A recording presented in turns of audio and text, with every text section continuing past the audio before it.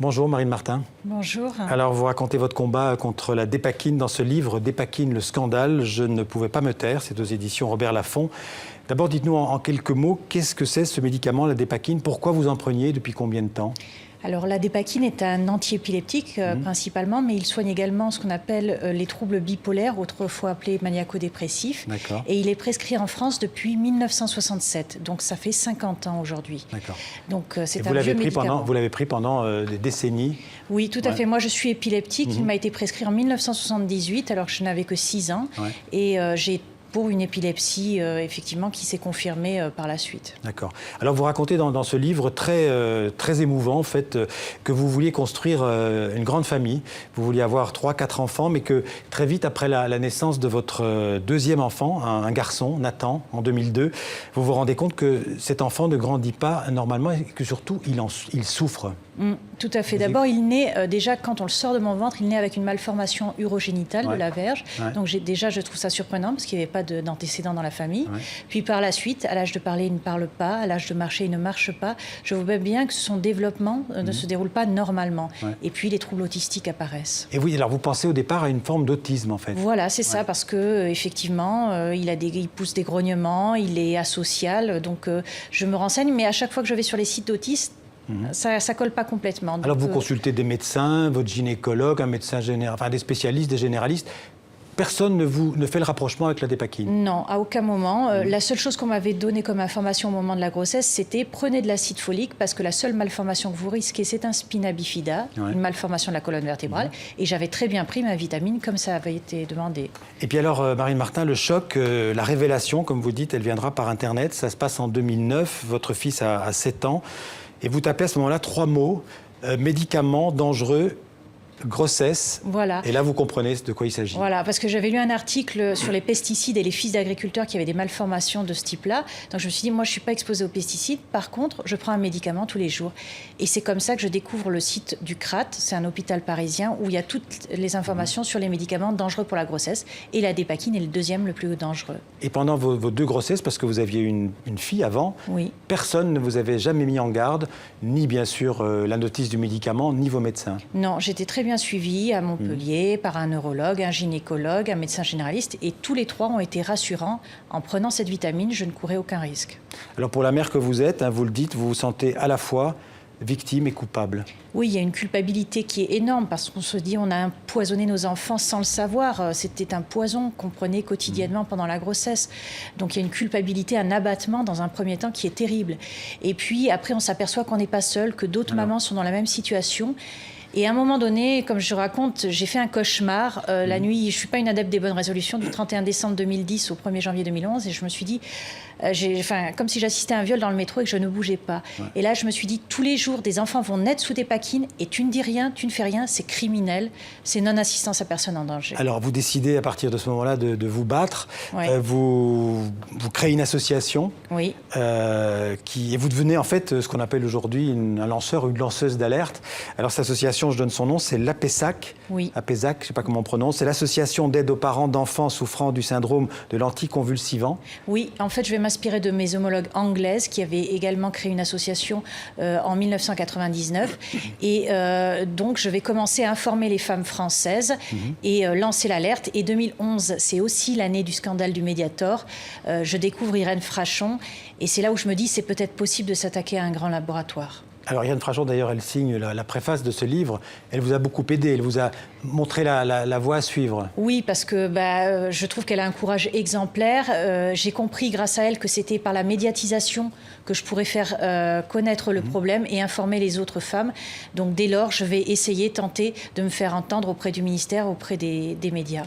Et entre-temps, d'ailleurs, il faut aussi préciser que vous avez découvert que votre fille aînée, Salomé, je crois qu'elle s'appelle, vous ne l'aviez pas en fait ressentie comme une enfant dépakine, et en fait elle l'était aussi.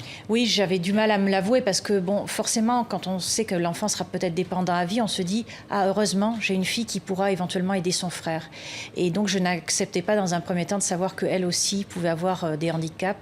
Et en fait, effectivement, elle a des problèmes pour écrire moteur. Quels sont les symptômes? J'allais vous demander justement de vos 2 enfants et en particulier de Nathan. Alors il y a souvent des malformations. malformations. Alors, mais lui, il a une malformation urogénitale, Oui. mais il peut y en avoir des craniosténoses, des malformations cardiaques. Mais c'est surtout les troubles autistiques, les troubles cognitifs, donc les troubles du langage, les troubles pour écrire. Il peut par exemple suivre des cours dans une classe normale? Alors, il n'a jamais véritablement pu écrire. Donc, pendant toute sa scolarité, il a eu une aide de vie scolaire qui écrivait pour lui. Puis après, quand il a été assez grand, il a pu utiliser un ordinateur. Donc aujourd'hui, il utilise un ordinateur, mais il a toujours une auxiliaire de vie qui est là à ses côtés pour l'aider. Alors vous décidez, je disais, de vous battre, vous allez porter l'affaire en justice, vous attaquez le groupe Sanofi. Il faut rappeler que le groupe Sanofi, c'est pas n'importe quoi, hein. C'est un groupe qui, je crois, qui fait plus de 110 000 employés. C'est le fleuron de l'industrie française. Oui, voilà, c'est un des grands noms de l'industrie pharmaceutique mondiale. C'est 35 milliards, je crois, d'euros de chiffre d'affaires. Comment est-ce qu'on s'attaque à un monstre pareil? Justement, Irène Frachon a été un modèle pour moi. Je me suis dit, quel est l'avocat qui défend les victimes de Mediator? Et c'est comme ça que je comprends rapidement qu'il ne faut pas que je prenne un petit avocat de province, mais qu'il faut que je prenne un avocat spécialisé dans le droit du médicament. Et donc, je me tournerai vers Maître Charles-Joseph Foudin, qui avait déjà cette expérience-là. Donc, ensemble, on va essayer de porter l'affaire en justice. Alors, d'abord de manière individuelle dans des procédures au civil, parce que je me suis aperçue que la littérature scientifique sur le sujet était déjà extrêmement fournie.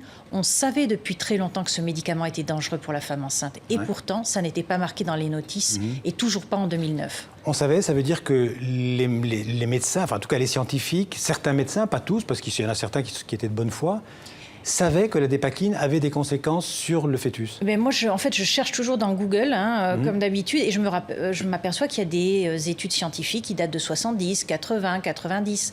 L'autisme, on le sait depuis 1994, certaines parutions, donc ça fait très longtemps.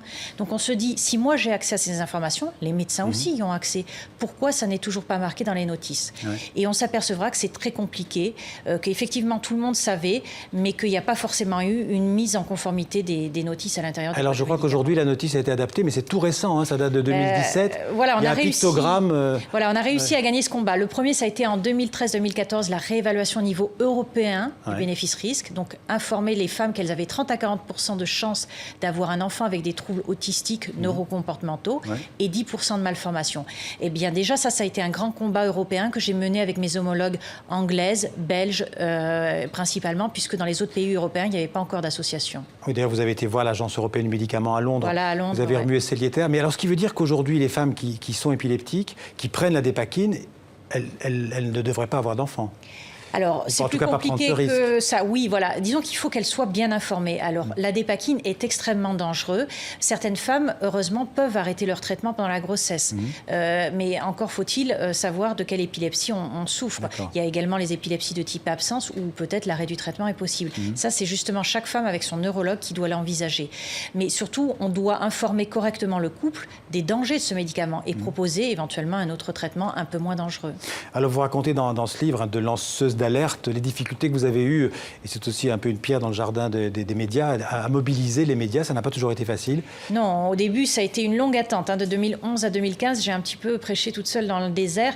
Et puis, effectivement, mon avocat m'a attendu que, finalement, au niveau européen, on ait ces nouvelles recommandations pour alerter ces connaissances de la presse nationale. Et là, véritablement, on s'est saisi du sujet et on a réussi à faire pression parce qu'aujourd'hui, il y a eu une enquête générale des affaires sociales diligentée par Mme Touraine, mais c'est parce qu'on avait derrière Mme Touraine, qui est la ministre de la Santé en France. Oui, tout à fait, Madame la ministre. Mais c'est vrai que nous, en France, on avait 250 dossiers de plainte qu'on était prêts à déposer au tribunal. Donc, Madame la ministre a compris que là, le sujet était vraiment grave et qu'il fallait s'en préoccuper. Donc maintenant, vous attaquez, si je peux dire, Sanofi par plusieurs biais, notamment, donc, vous l'avez attaqué en justice, il y a une aussi au niveau du Parlement, l'Assemblée nationale aussi a pris des mesures. Voilà. Le procès est toujours en cours d'ailleurs. Oui, il y a des procédures individuelles au civil, au pénal. On a attaqué aussi l'État pour un défaut d'information, mais également en groupe, puisque depuis peu en France, c'est possible de faire des class action comme aux États-Unis. Depuis la loi Hamon de 2014. Voilà, c'est ça, mais ce n'était pas le cas en matière de santé. Et Mme Touraine a fait voter une loi qui permet maintenant aux victimes d'accidents médicaux de porter plainte en cours. Combien il y a eu de victimes justement à la dépakine? J'ai vu des chiffres, j'ai vu 14 000, j'ai vu 50, vous avez écrit 50, 70 000, on ne sait pas trop. On ne sait pas trop, il n'y a toujours pas de déclaration possible pour les victimes. Ce qu'on sait, nous, c'est que effectivement, on a récupéré les chiffres de vente des médicaments, on a des des familles qui nous contactent.